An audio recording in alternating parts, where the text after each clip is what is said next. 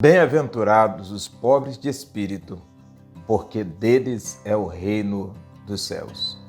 Hoje nós vamos conversar com você um pouco sobre as bem-aventuranças e vamos conversar sobre o pobre que é rico, o pobre que recebe uma grande herança, o pobre de espírito. Fique conosco.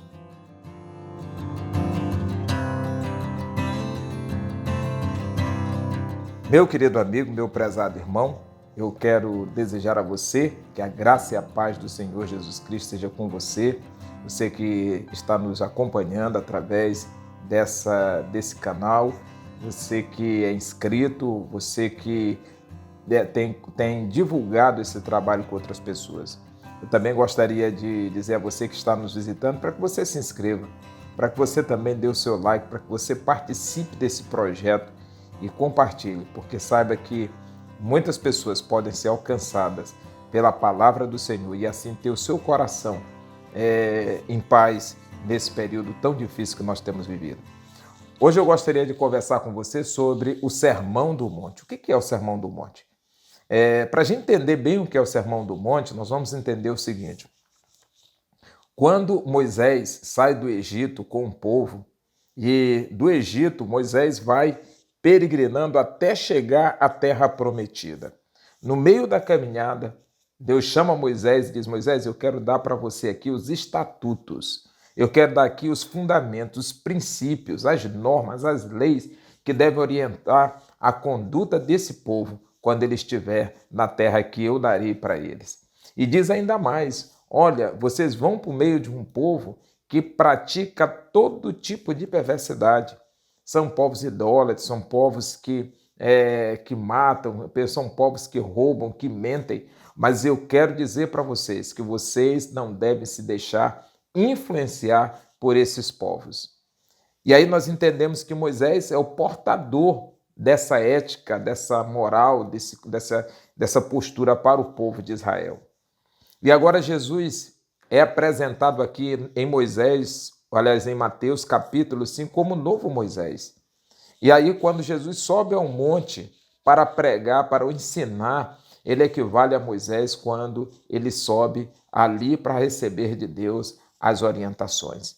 Então, o Sermão do Monte deve ser entendido, segundo John Stott, como sendo o princípio, a ética do povo de Deus, como o homem de Deus deve se posicionar diante do mundo em que ele vive como cidadão de um novo reino.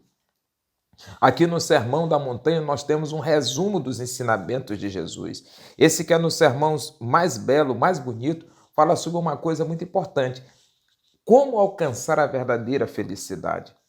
Como é possível ser feliz e cumprir a vontade de Deus? E eu diria o seguinte, não é possível ser verdadeiramente feliz sem cumprir a vontade de Deus, ou pelo menos sem buscar cumprir essa vontade de Deus.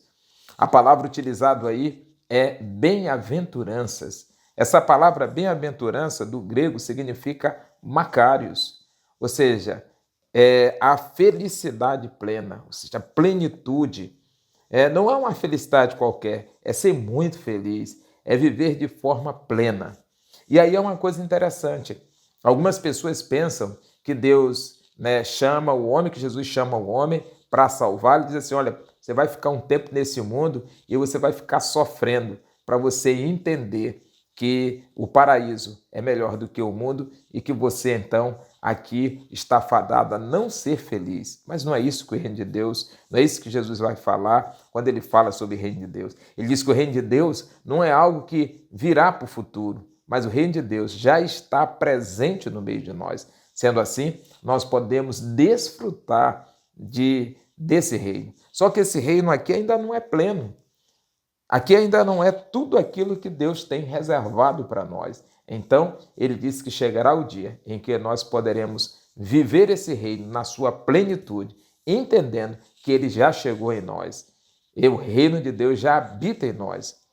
E quais seriam a lógica desse reino? Aí essa lógica desse reino, ele está na contramão dos valores do mundo. E é por isso que esse reino é sempre colocado entre vocês e eles.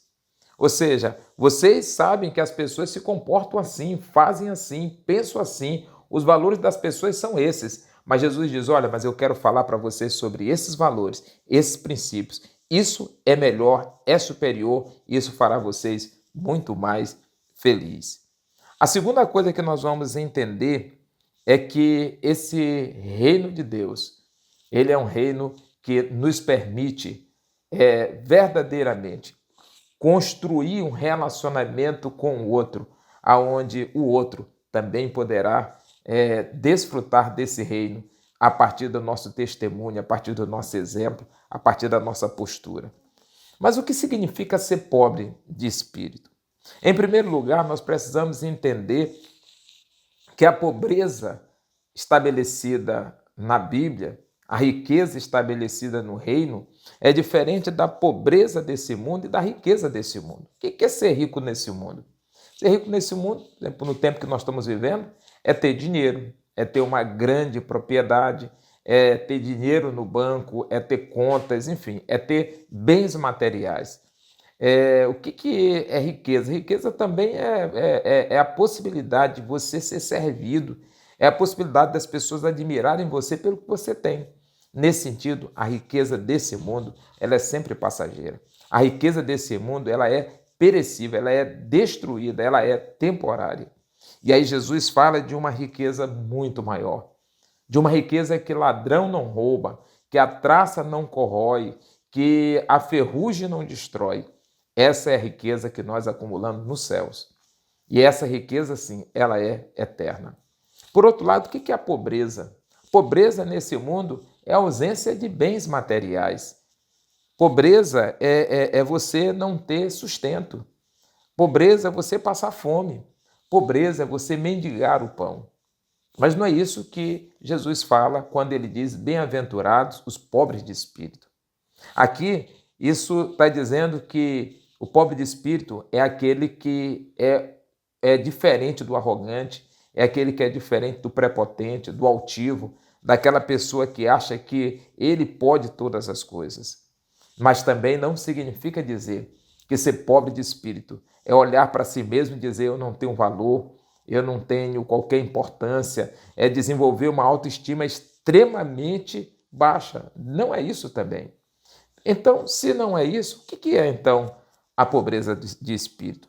Em primeiro lugar, a pobreza de espírito é reconhecer que os nossos valores, os nossos méritos, as nossas virtudes não podem nos garantir a entrada no reino de Deus. Segundo lugar, é reconhecer que nós somos completamente dependentes de Deus, que nós não somos autossuficientes, que nós precisamos de Deus, nós necessitamos de Deus. Sem Ele, nada somos. Também significa dizer e reconhecer que Deus é o nosso refúgio, que Ele é a nossa fortaleza, que nós não temos possibilidade nenhuma de vencermos se não for com Ele e se não for através dele. É reconhecer que nós não somos salvos pelos nossos próprios merecimentos. E aí você vê que, na lógica do judeu, ele entende que ele, cumprindo a lei, ele pode ser salvo. E aí, então, ele merece a salvação.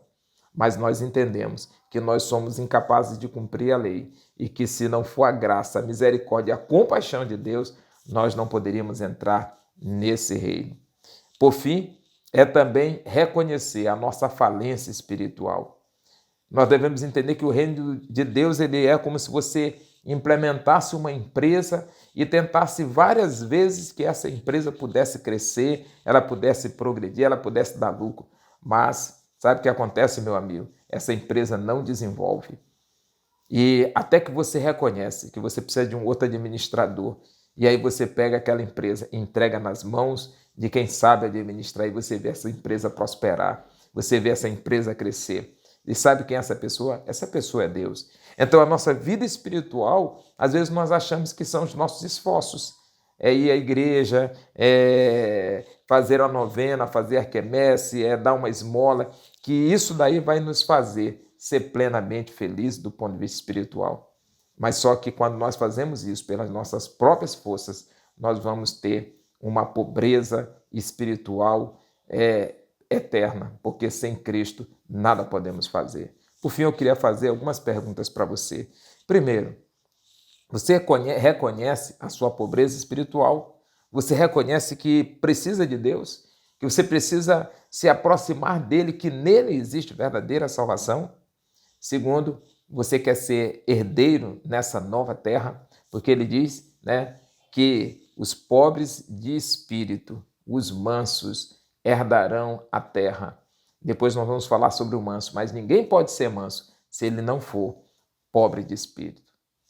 Nós gostaríamos de encerrar nossa reflexão nesse dia, orando ao Senhor e colocando as nossas vidas na presença de Deus. Oremos.